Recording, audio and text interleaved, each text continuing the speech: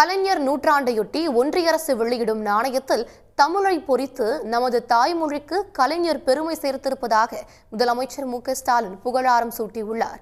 கலைஞரின் உருவம் பொறித்த நாணய வெளியீட்டு விழா தொடர்பாக திமுக தொண்டர்களுக்கு அவர் தெரிவித்திருக்கிறார். நவீன தமிழ்நாட்டை கட்டமைத்த சிற்பியான கலைஞரின் நூற்றாண்டு விழா தமிழர்கள் இருக்கும் இடங்களிலெல்லாம் கொண்டாடப்படுவதாக குறிப்பிட்டிருக்கிறார்.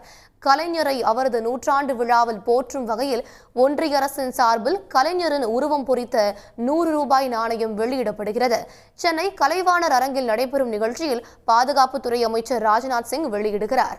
தமிழாகவே வாழ்ந்த தமிழின தலைவர் கலைஞரின் உருவம் பொறித்த நாணயத்தில் அவர் கையெழுத்தினாலான தமிழ் வெல்லும் என்ற சொற்களும் இடம்பெற்றுள்ளன.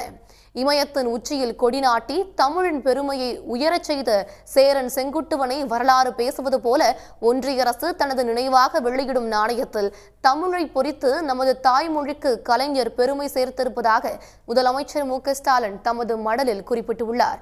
கலைஞரின் புகழ் மகுடத்தில் மற்றுமொரு வைரமாக அவர் உருவம் பொறித்த நாணயத்தை வெளியிடும் ஒன்றிய அரசுக்கு தமிழ்நாட்டின் முதலமைச்சராகவும் திமுக தலைவராகவும் கலைஞரின் மகனாகவும் தமது நன்றியை தெரிவித்துக் கொள்வதாக தெரிவித்திருக்கிறார்.